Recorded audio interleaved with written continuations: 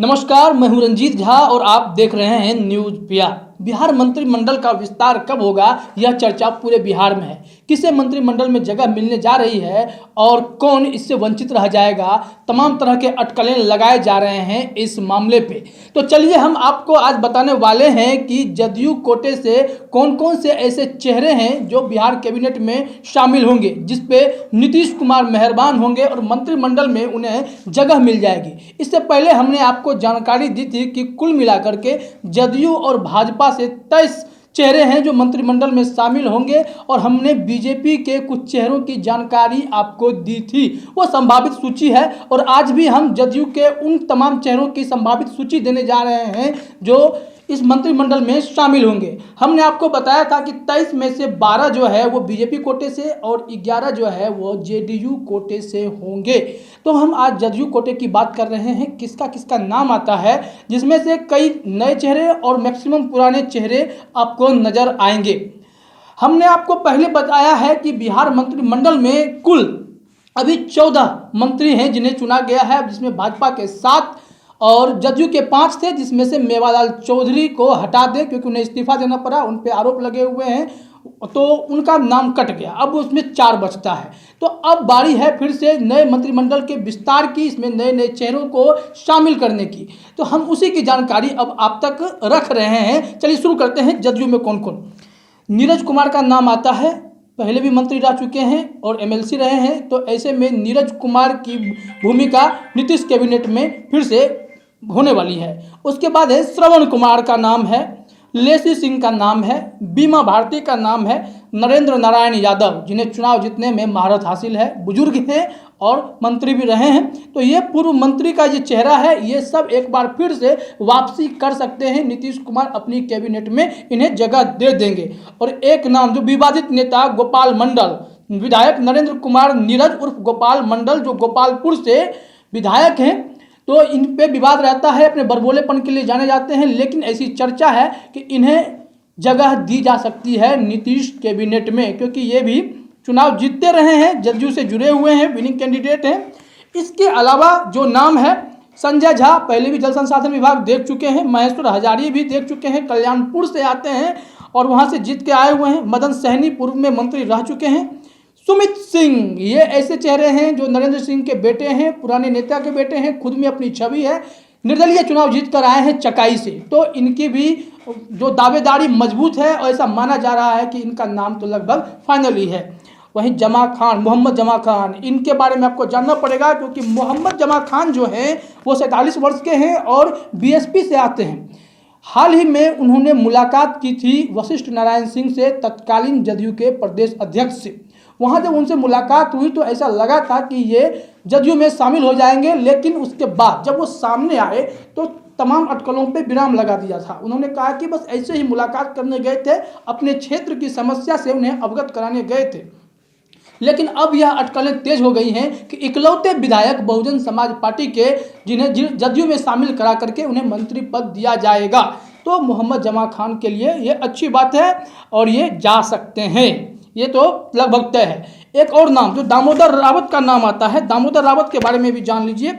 ये भी झाझा सीट से लगातार 5 बार से जीते आ रहे हैं, 5 बार जीते हुए हैं। तो इनकी दावेदारी इसलिए मजबूत हो जाती है क्योंकि जदयू ने भी एक पैमाना तय किया है जिसमें कि चेहरा जितना पुराना होगा, जीत अगर अच्छी होगी, उनका कार्य अच्छा होगा, तो उस तमाम फैक्टर को साथ में संज्ञान में रखते हुए मंत्रालय उन्हें दिया जाएगा।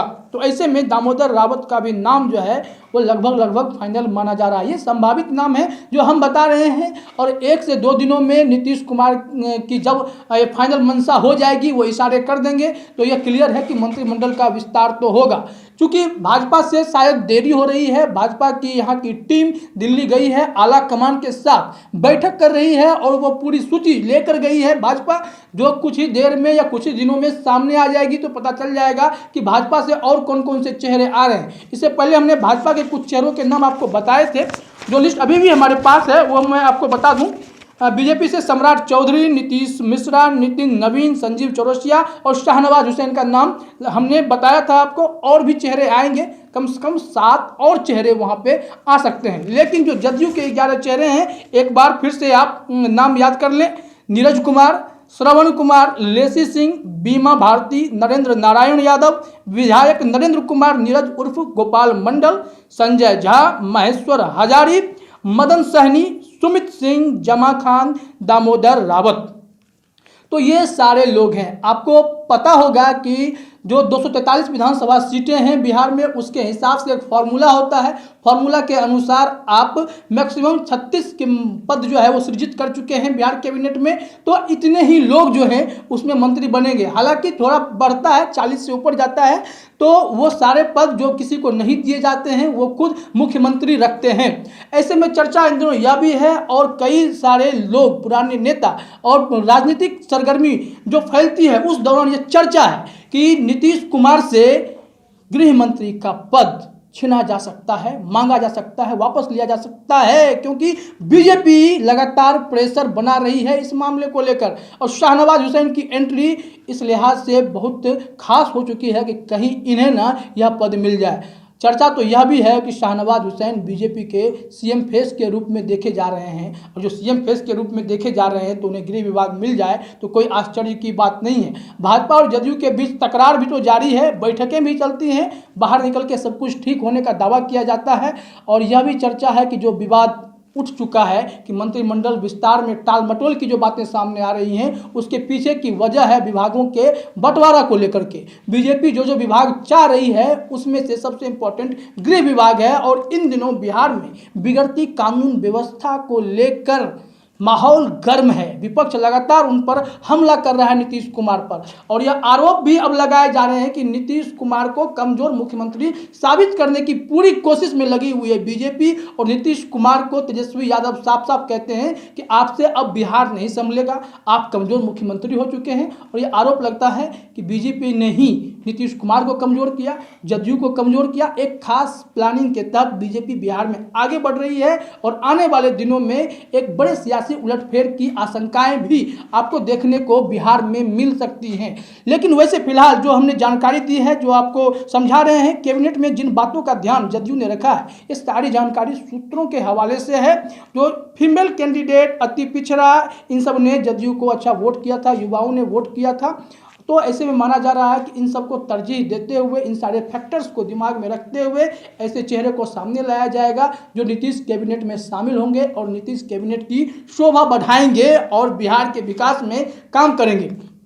तो कुल मिलाकर के आपने सारा नाम जान लिया है, और पहले भी जान चुके हैं कि 14 लोग ऐसे पहले से थे, जिसमें 12 का हिसाब आपको पता था, और 2 हैं, एक मुकेश सहनी, एक जीतन राम मांझी के पार्टी के संतोष कुमार सुमन। ये सारा हिसाब किताब रहा बिहार में कैबिनेट का, इसमें कौन कौन सदस्य शामिल हैं। अब जदयू से कौन शामिल होगा यह आपको आने वाले दिनों में पता चल जाएगा। फिलहाल हमने आपको संभावित सूची दे दी है। न्यूज़ बिहार में मेरी तरफ से फिलहाल इतना ही। बाकी खबरों के लिए आप बने रहिए हमारे साथ। आपका बहुत बहुत धन्यवाद।